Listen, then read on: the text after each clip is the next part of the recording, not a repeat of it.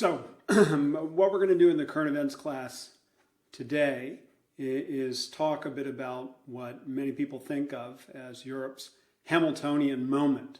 And that's something that took place on Tuesday of last week.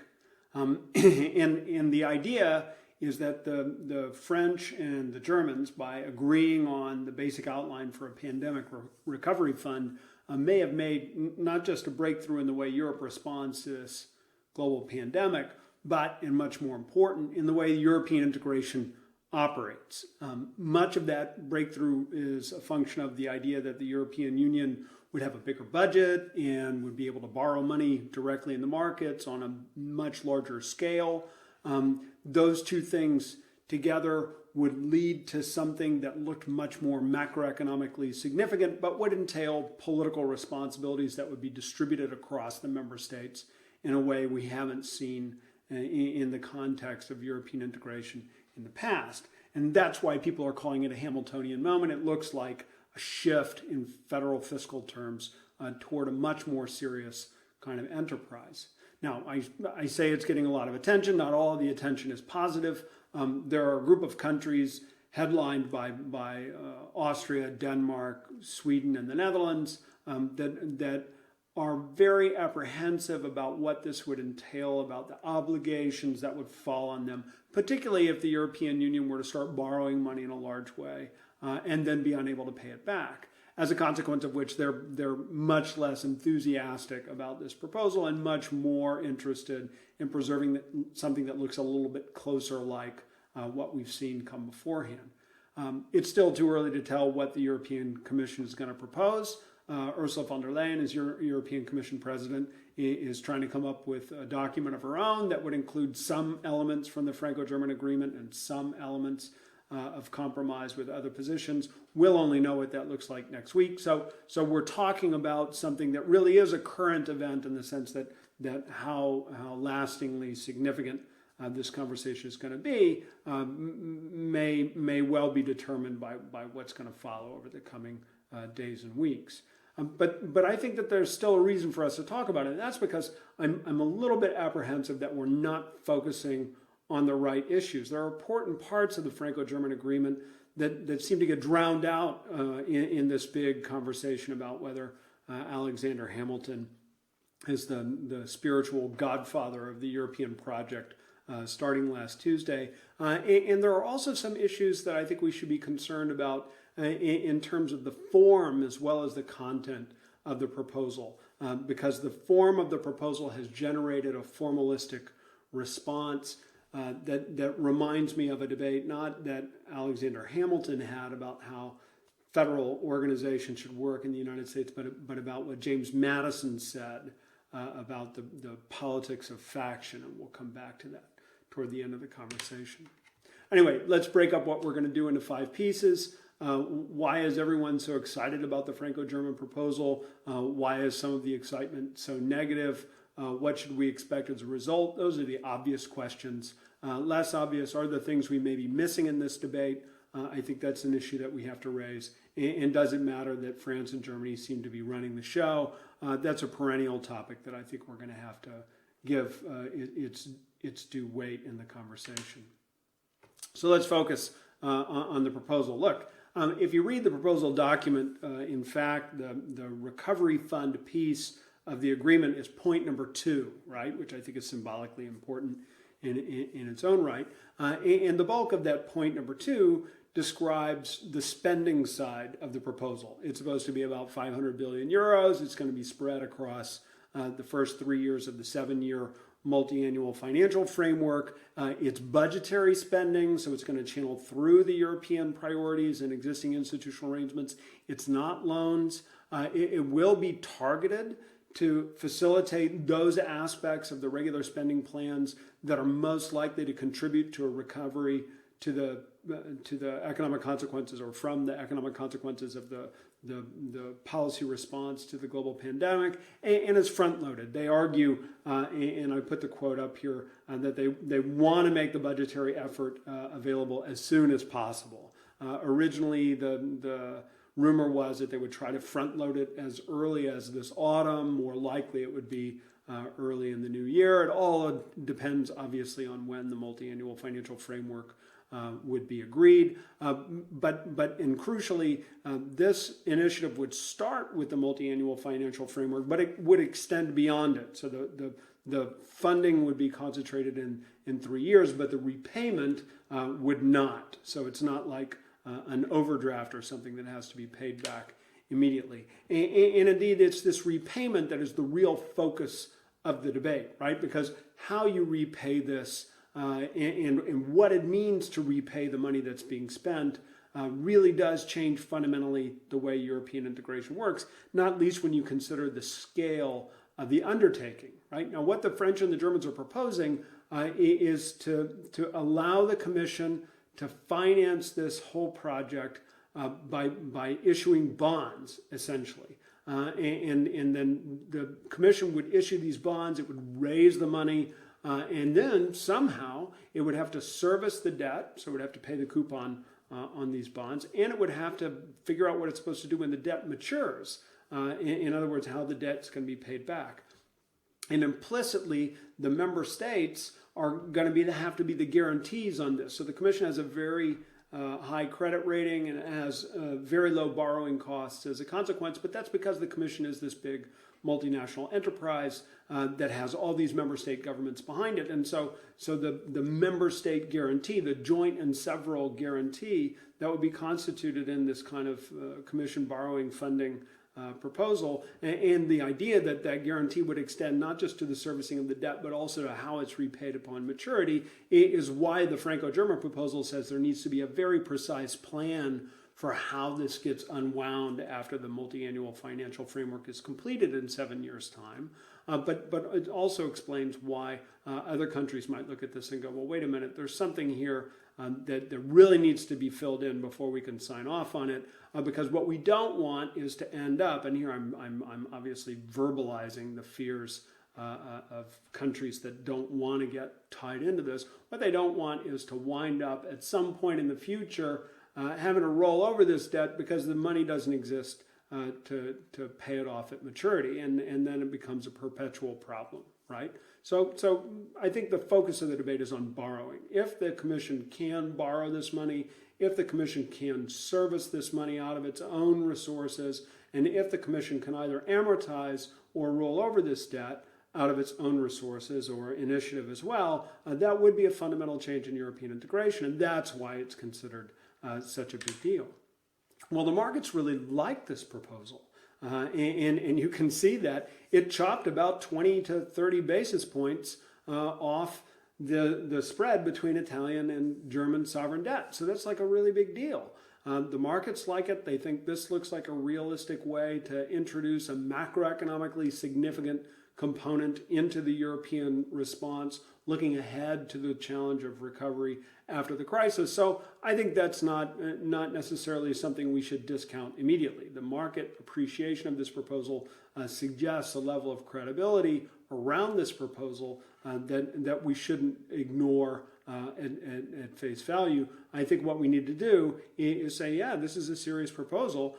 So how is it likely to fold out? And the answer is, well, there are these other countries that really do, the governments of these countries really do have a different take on what's happening.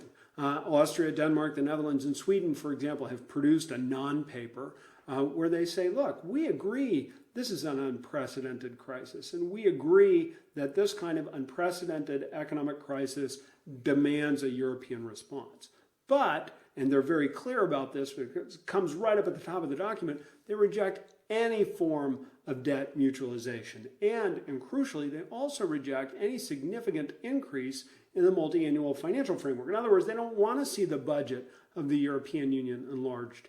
On the contrary, what they want to see is that the budget gets reorganized. So money that's spent by the European Union on things that don't facilitate the recovery will get less money. And that difference in spending will be redeployed and front-loaded to target those things that will help facilitate the recovery. So they'll use the existing budget, but they'll use it more wisely.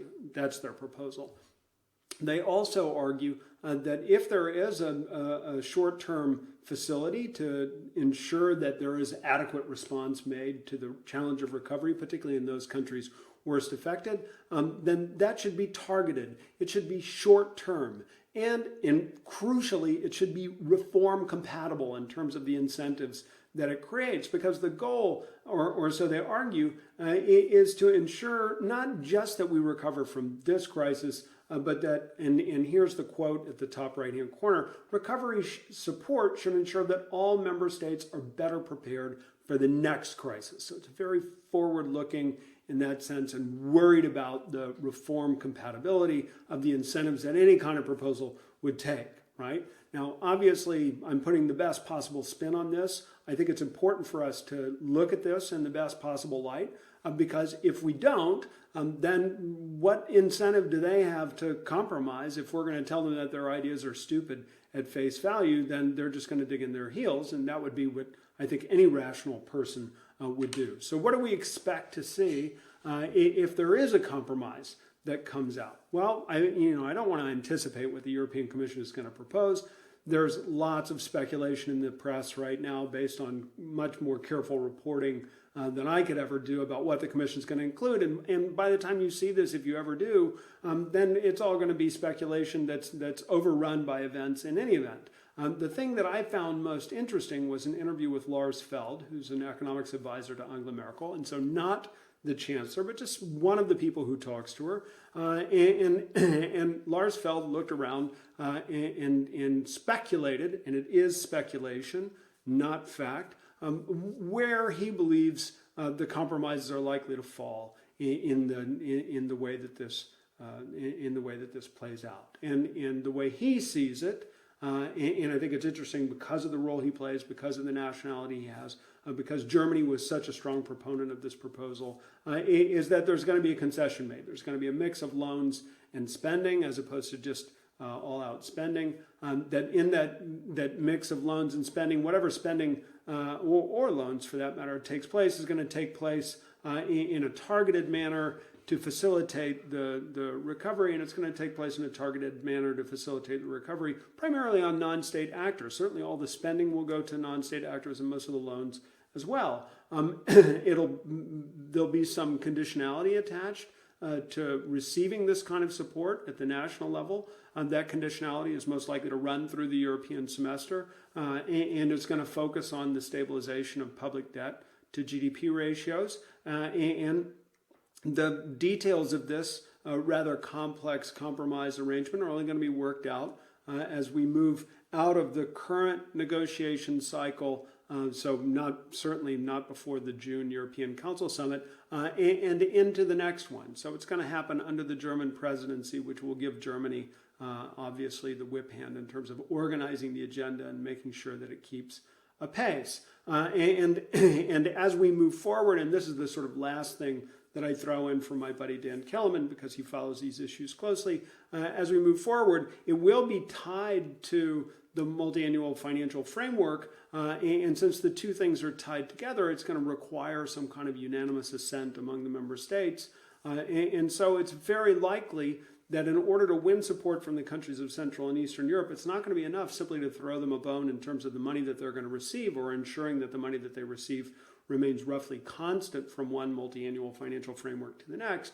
But it's very unlikely that anyone in this negotiation is going to insist on strong rule of law type conditionality. So there'll be conditionality on debt, but not so much conditionality on rule of law, right? The phrase that he uses is that this little detail, he's afraid, this little detail of rule of law conditionality will disappear along the way.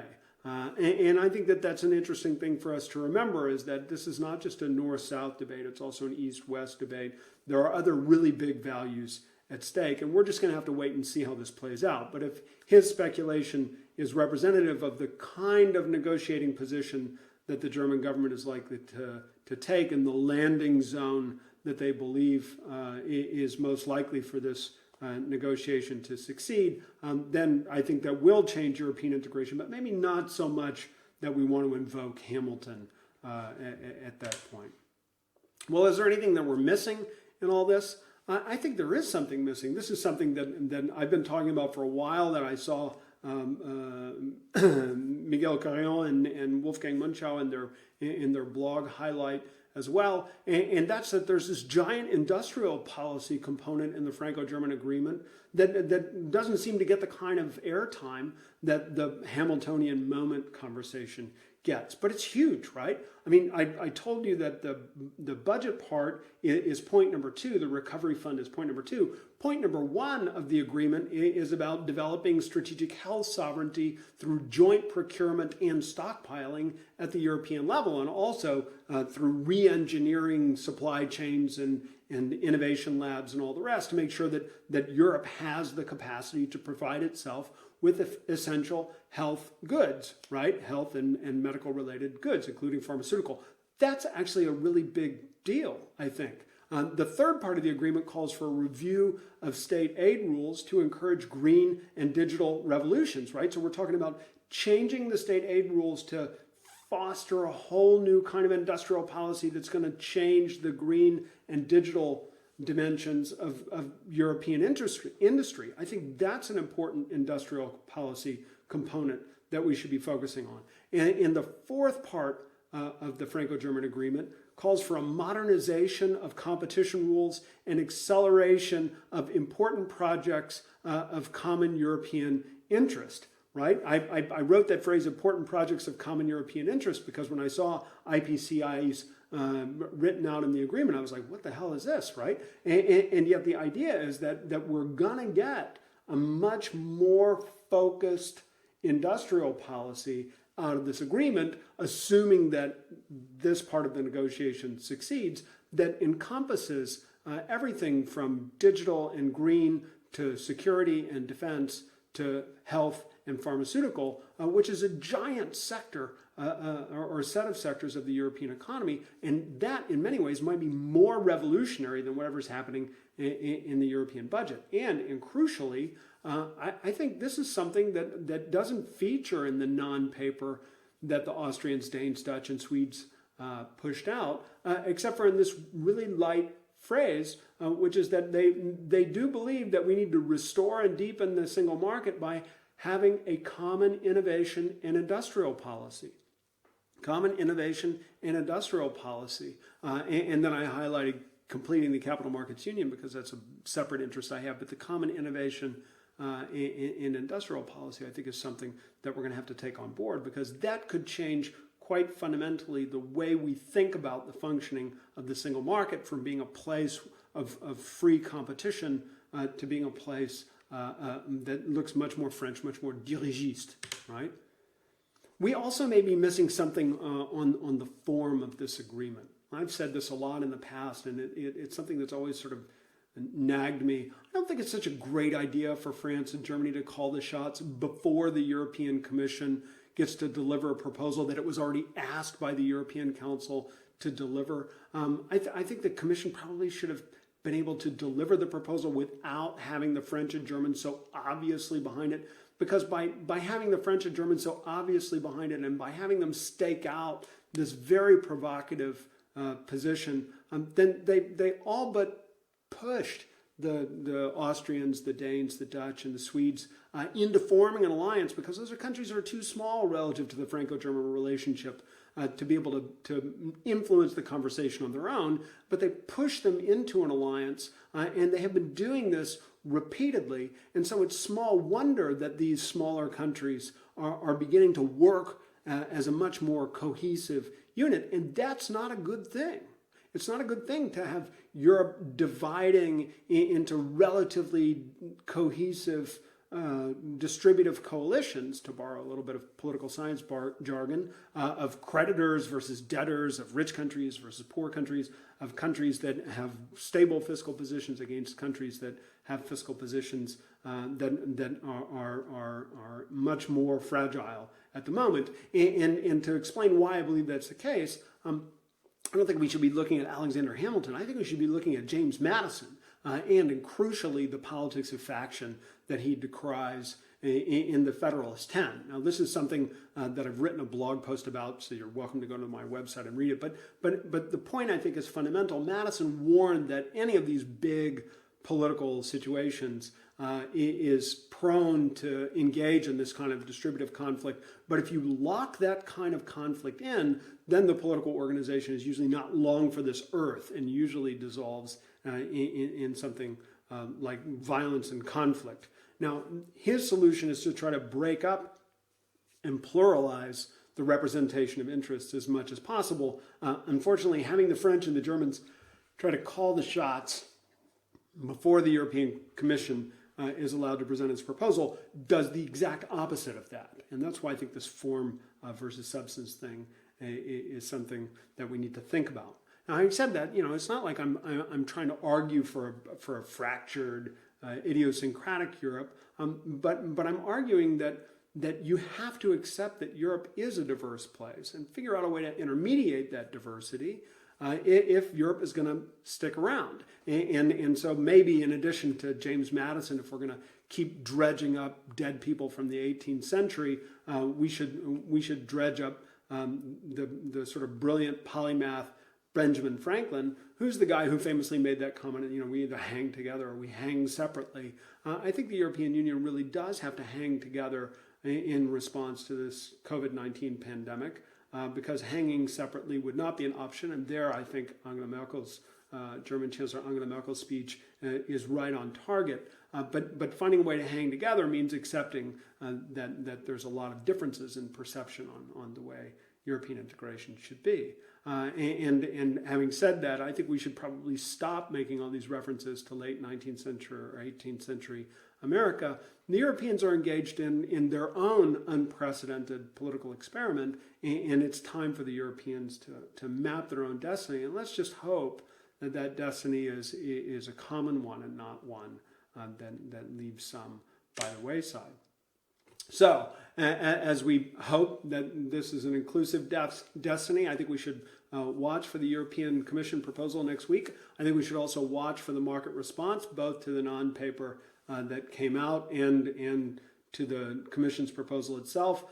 We should, in the back of our minds, be looking at the preparations for the 4 June European Central Bank's monetary policy meeting, not least because it's very likely, given the amount of spend out of the pandemic emergency purchase plan, that they're going to have to increase the size of the envelope in that plan. Having said that, the PEP should have benefited from the good reaction to the Franco-German proposal. It's hard to see that they needed to spend more than $30 billion last week. We'll have to look at the number on Monday to see what that number is, but I suspect the spend went way down last week, which would be a good thing. And it went way down not just because of the Franco-German proposal, but also because Italian households have finally been mobilized to buy debt in their own interests, and they've been doing that in significant volumes, which is another sign of credibility in the markets, right? So I think that's a good thing. Most of all, though, I think everybody benefited from the relaxation of the lockdown, particularly in Italy. It's been an unbelievably long 10 weeks under lockdown, and everybody's coming out now. It feels really good. Let's just keep hoping that the situation will strengthen. Now, normally I would end the conversation here, but I do want to add a postscript. And the postscript goes like this: my students all graduated on Saturday, and for that I'm unbelievably pleased for them. It's been a really nightmarish semester in many respects, and they've held up remarkably well. As a result of their graduation, I'm going to keep making these videos because it's great practice for me, and hopefully I can begin to tie in some of the students who are thinking about coming to SAIS and wonder what it's going to be like if, for whatever reason, for short periods or longer periods, they find themselves watching me from home rather than in class. And yet the focus is going to broaden a bit because the course I teach next semester is not a course on European financial markets. It's a course called Movement Toward European Unity. And so I'll be doing these updates in that broader rubric of that course.